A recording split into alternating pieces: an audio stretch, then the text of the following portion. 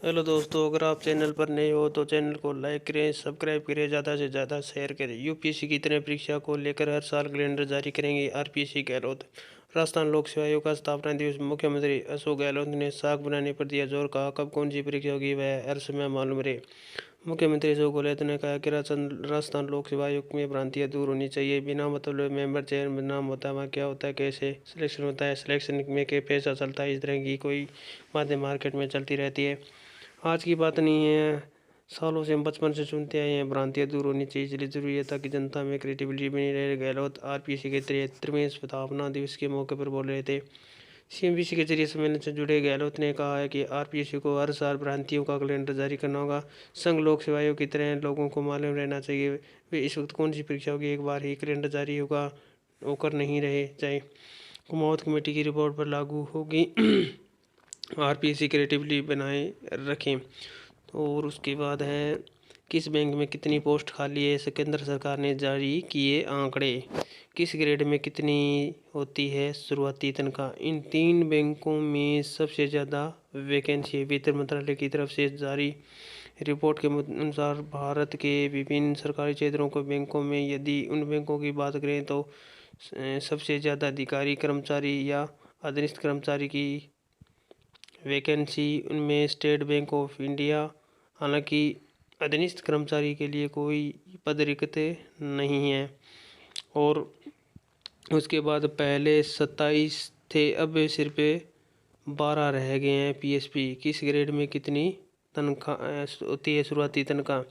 Banking sector में काम कर रहे अनुपम त्रिवेदी के अनुसार, यदि बात बैंकों में अधीनस्थ कर्मचारियों की करें तो इसमें ऑफिस व अन्य कार्य करने पड़ते हैं। इस वैकेंसी के लिए 10वीं पास न्यूनतम योग्यता रहती है, जिसमें सिलेक्शन के लिए ऑनलाइन एग्ज़ाम होते हैं। ग्राम विकास अधिकारी अधिकारी सीधी भर्ती प्रारंभिक परीक्षा 2021 के लिए नियंत्रण कक्ष स्थापित है। राजस्थान कर्मचारी चयन बोर्ड द्वारा 27 दिसंबर सोमवार व 28 दिसंबर मंगलवार को 4 चरणों में ग्राम विकास अधिकारी सीधी भर्ती प्रारंभिक परीक्षा 2021 का आयोजन किया जा रहा है। परीक्षा के प्रथम चरण के लिए 27 दिसंबर को प्रातः 10 बजे से 12 बजे तक, द्वितीय चरण के लिए अपराह्न 2:30 बजे से 4:30 बजे तक, 28 दिसंबर को तृतीय चरण के लिए प्रातः 10 बजे से 12 बजे तक, 4 चरणों के लिए अपराह्न 2:30 बजे से शाम 4:30 बजे तक परीक्षा का आयोजन होगा।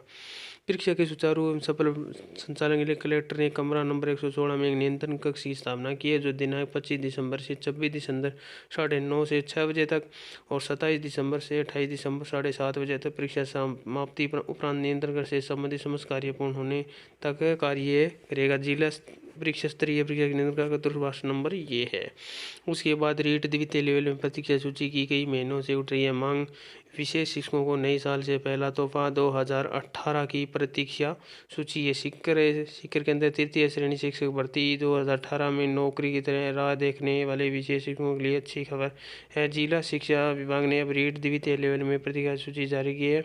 प्रतीक्षा सूची टीएसपी और नॉन टीएसपी एरिया की अलग अलग जारी कर दी जाएगी। बेरोजगारी की वजह से लंबे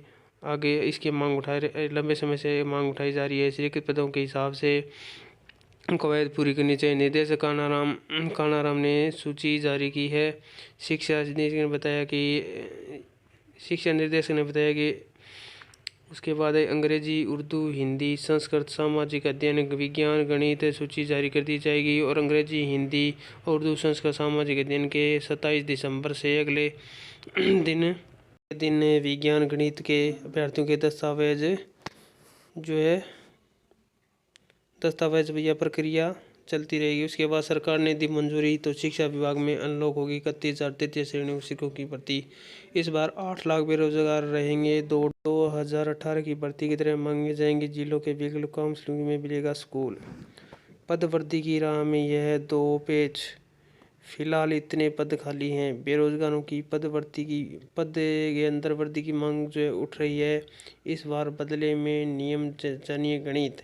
राज्य सरकार को भिजवाया प्रस्ताव निर्देशक। बार भी 4 सत्रों में होगा जेईई मेन का आयोजन। इंजीनियरिंग कॉलेज में प्रवेश से जुड़ी संयुक्त प्रवेश परीक्षा जेईई मेन वर्ष 2022 में 4 वर्षों में आयोजित होगी। पहला सत्र फरवरी में होगा, दूसरा मार्च, तीसरा अप्रैल, चौथा सत्र मई में होगा। कोरोना संकट यथावत यथावत रहने और छात्रों की कक्षा में पढ़ाई और लगातार बाधित रहने जैसे कारणों को देखते हुए नेशनल टेस्टिंग एजेंसी एनटीए ने यह संकेत दिए। इसका आधिकारिक घोषणा जल्द होने की उम्मीद है।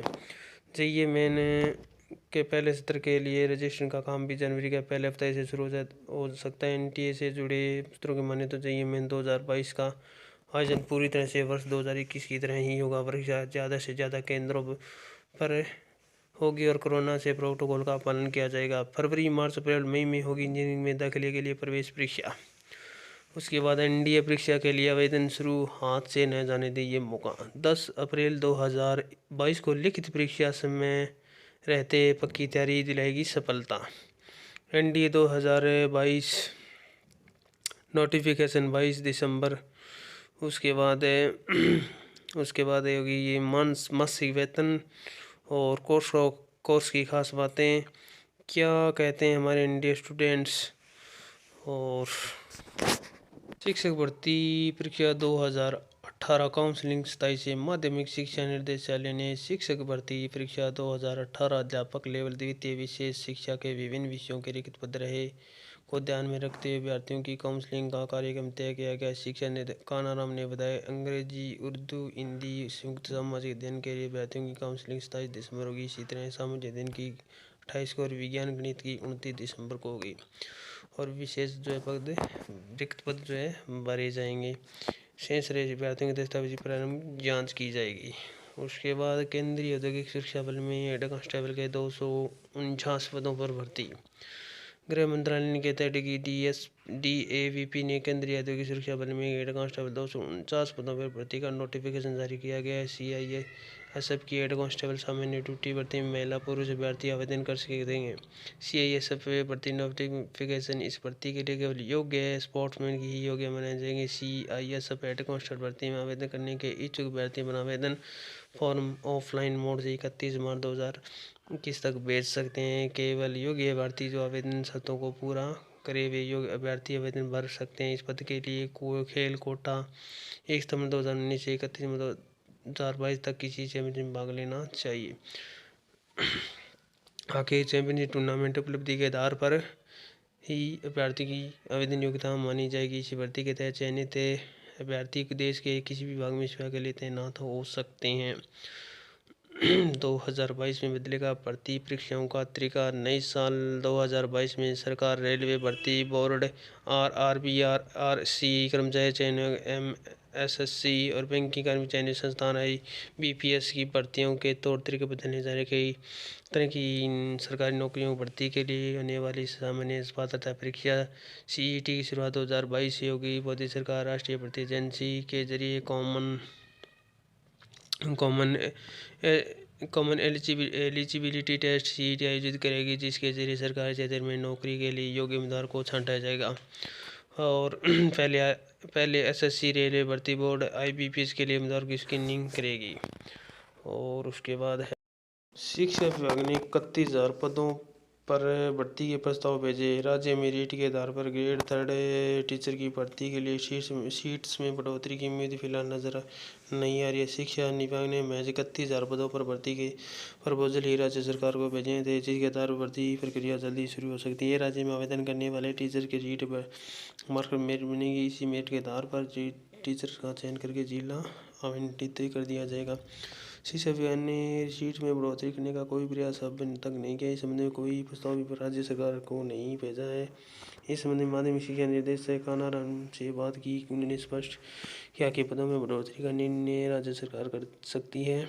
इस बारे में निदेशालय स्तर पर कोई निर्णय नहीं होना है। निदेशक कानाराम ने भी यही बात कहा है कि ये निर्णय राज्य सरकार के स्तर पर होने चाहिए। ऐसे में स्पष्ट है कि शिक्षा विभाग ने पदों में किसी तरह का फेरबदल नहीं करने का मार्ग बना रखा है। दरअसल रीट के आधार पर 50,000 टीचर्स की भर्ती की मांग बेरोजगारों ने उठाई है। रीट से पहले ही भी शिक्षा विभाग करीब 30,000 टीचर की भर्ती की बात करता रहा। शिक्षा विभाग एक प्रस्ताव सरकार को भेज देता तो जिसके स्कूल में इतने पद रिक्त हैं उसके